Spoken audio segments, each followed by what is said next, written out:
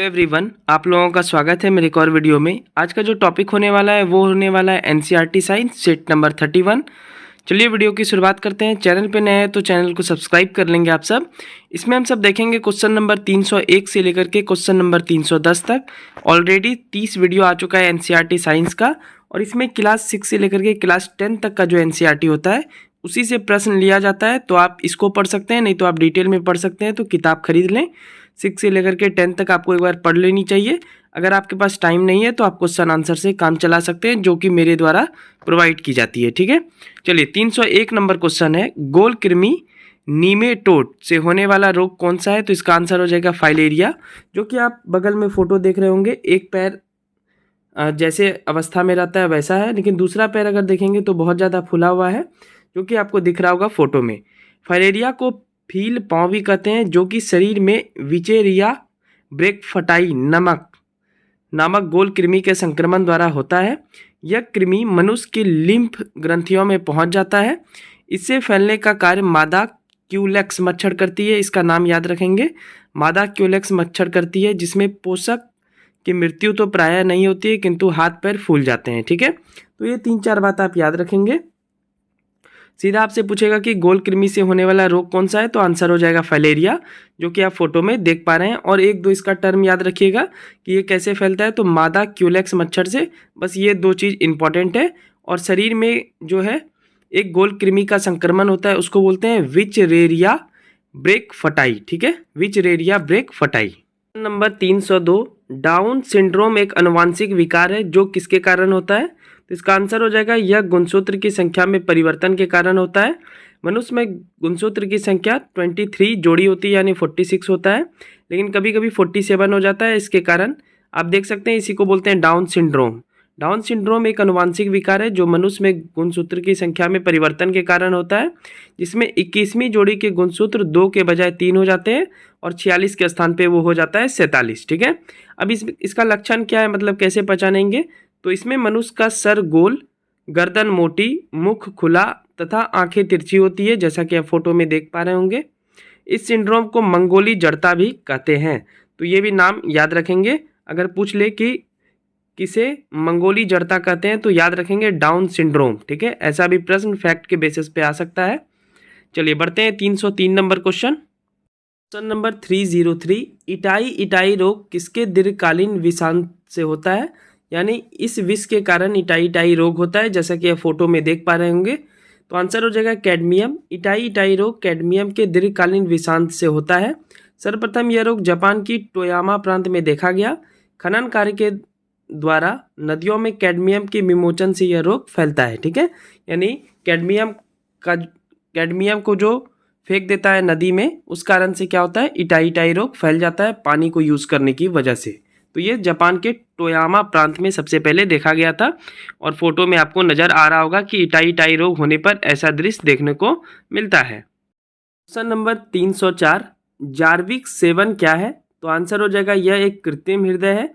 Jarvik 7 एक कृत्रिम हृदय है जिसका आविष्कार रॉबर्ट जार्विक ने किया था, जो कि आप बगल में फोटो में देख रहे होंगे।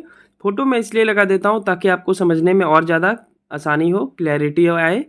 यह कृत्रिम हृदय पहली बार वॉर्न क्लार्क नामक रोगी में वर्ष 1982 में प्रतिस्थापित किया गया था। तो आंसर आ जाएगा जार्विक 7 क्या है? तो यह एक कृत्रिम हृदय है, आर्टिफिशियल हार्ट है। ठीक है, क्वेश्चन नंबर 305, सरसों के तेल में सामान्यतः क्या मिलाया जाता है जिसके फलस्वरूप ड्रॉपसी नामक महामारी फैल सकता है? तो इसका आंसर हो जाएगा पोस्ता का बीज। इसमें मतलब सरसों के तेल में पोस्ता का बीज मिला देता है, जिससे ड्रॉपसी नामक महामारी फैल सकता है। सरसों के तेल में सामान्यतः मिलावट के लिए ऑर्जिमोन तेल का प्रयोग किया जाता है। अब ये ऑर्जिमोन तेल आता कहाँ से है? तो ऑर्जिमोन मैक्सिको में पाई जाने वाली पोस्ते की एक प्रजाति है, जो कि सरसों के तेल में मिलाया जाता है। तो एक बात और मैक्सिको से याद आ गया कि जब हम सबका हरित क्रांति हो रहा था, तो मैक्सिको से ही पहला पौधा लाया गया था रिसर्च करने के लिए गेहूं का। तो ये भी याद रखेंगे। मैक्सिको का राजधानी मैक्सिकन सिटी होता है।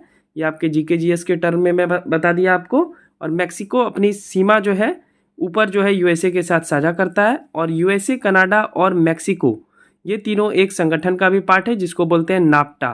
ठीक है, तो ऐसे ही इंफॉर्मेशन याद करने आप सीखेंगे ये फिलहाल साइंस से हम सब जीके भी पढ़ लिए, तो ऐसे अगर आप करेंगे तो आप बहुत कुछ सीख सकते हैं। चलिए क्वेश्चन नंबर 306। क्वेश्चन नंबर 306, रक्त समूह की खोज किनके द्वारा किया गया? इसका आंसर हो जाएगा कार्ल लैंडस्टीनर। अब ये एक दो टर्म आप समझ लीजिए। एक व्यक्ति जिसका रक्त समूह ए है वह रक्त समूह ए या रक्त समूह ए बी वाले व्यक्ति को रक्तदान कर सकता है। इसी प्रकार ए रक्त समूह वाले व्यक्ति रक्त समूह ए या रक्त समूह ओ के व्यक्ति से रक्त प्राप्त कर सकता है। तो ये दोनों भी आप याद रखेंगे। चलिए बढ़ते हैं अगले क्वेश्चन की ओर, और ये नाम नहीं भूलेंगे, कार्ल लैंडस्टीनर, इन्होंने रक्त समूह की खोज की थी। क्वेश्चन नंबर 307, कौन संक्रमण से हमारी रक्षा करता है? तो इसका आंसर हो जाएगा WBC यानी व्हाइट ब्लड सेल, जिसको हिंदी में बोलते हैं श्वेत रक्त कणिका। तो श्वेत रक्त कणिकाएं विशेष रुधिर कणिकाएं होती है जो कि शरीर के किसी रोग से संक्रमित होने पर उसे विशेष संक्रमित स्थल पर पहुंचकर हानिकारक जीवाणुओं, विषाणुओं इत्यादि का भक्षण कर देती है, उसको नष्ट कर देती है। इसके अलावा यह शरीर के प्रतिरक्षण, एलर्जी तथा अति संवेदनशीलता की स्थिति में महत्वपूर्ण कार्य करती है। तो ये संक्रमण से हमारी रक्षा करती है, WBC जिसको बोलते हैं श्वेत रक्त कणिकाएं। ठीक है, ये एक दो बात आप याद रखें इसके बारे में। बढ़ते हैं अगले क्वेश्चन की ओर। क्वेश्चन नंबर 308, मनुष्य के शरीर के किस अंग में लिफोसाइट्स का निर्माण होता है? तो इसका आंसर हो जाएगा मनुष्य के शरीर में तिल्ली या पलीहा, थाइमस ग्रंथि, अस्थि मज्जा आदि में लिफोसाइट का निर्माण होता है। लिफोसाइट्स एक्चुअल में है क्या? तो लिफोसाइट्स एक प्रकार की श्वेत रक्त कणिकाएं होती है जिसको आप बोलते हैं WBC यानी व्हाइट ब्लड सेल्स, जो कि हम सब अभी पिछले क्वेश्चन में जान रहे थे। ठीक है, लिफोसाइट्स क्या करता है? तो जो गश्ती सेना के भांति समस्त शरीर में घूमते रहता है तथा सुरक्षा तंत्र के सारे भागों के बीच सामंजस्य स्थापित करता है। तो लिफोसाइट्स की एक महत्वपूर्ण भूमिका है हमारे शरीर में। बढ़ते हैं अगले प्रश्न की ओर। क्वेश्चन नंबर 309, जब एक व्यक्ति वृद्ध होते जाता है तो सामान्यतः उसका रक्तदाब पर क्या प्रभाव पड़ता है? तो इसका आंसर हो जाएगा बढ़ जाता है। आप सबको लगा होगा कम हो जाता है, लेकिन इसके जस्ट अपोजिट है, ये बढ़ जाता है। उम्र के बढ़ने के साथ साथ मानव में रक्तदाब बढ़ जाता है, जिसको इंग्लिश में ब्लड प्रेशर बोलते हैं।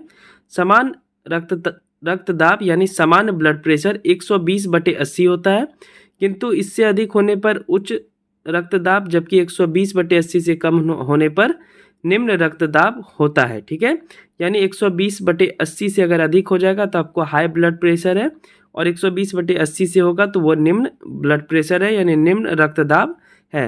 रक्तदाब को हम सब स्फेग्नोमेनोमीटर नामक यंत्र से मापते हैं। ये एग्जाम के लिए सबसे ज़्यादा इंपॉर्टेंट है, तो ये बात आप याद रखेंगे। 309 नंबर।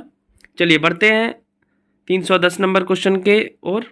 NCERT साइंस सेट 31 का आखिरी क्वेश्चन 310, मानव रक्त की सैनता का कारण क्या है? सैनता मतलब होता है गाढ़ापन, तो इसका आंसर हो जाएगा रक्त में प्रोटीन। मानव रक्त की सैनता मुख्यतः प्लाज्मा में प्रोटीन, हीमाटोक्रिट यानी रक्त में लाल रुधिर कणिकाओं का आयतन प्रतिशत आदि पर निर्भर करता है।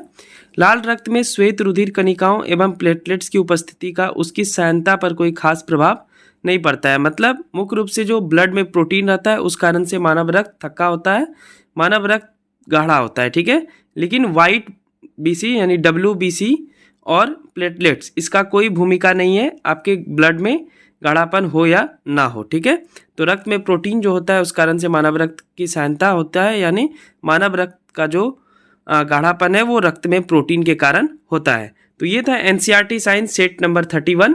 वीडियो अच्छी लगी हो तो हमारे चैनल को सब्सक्राइब कर लेंगे। जेन्युइन रूप से अच्छी लगती है तभी सब्सक्राइब करें, और आपके काम की हो तभी आप सब्सक्राइब करें, अन्यथा आप देख लिए और आपका काम का नहीं है तो आप इसको स्किप कर सकते हैं बिना किसी दिक्कत के। ठीक है, चलिए जल्दी मिलते हैं नेक्स्ट वीडियो में, तब तक के लिए थैंक यू एंड बाय।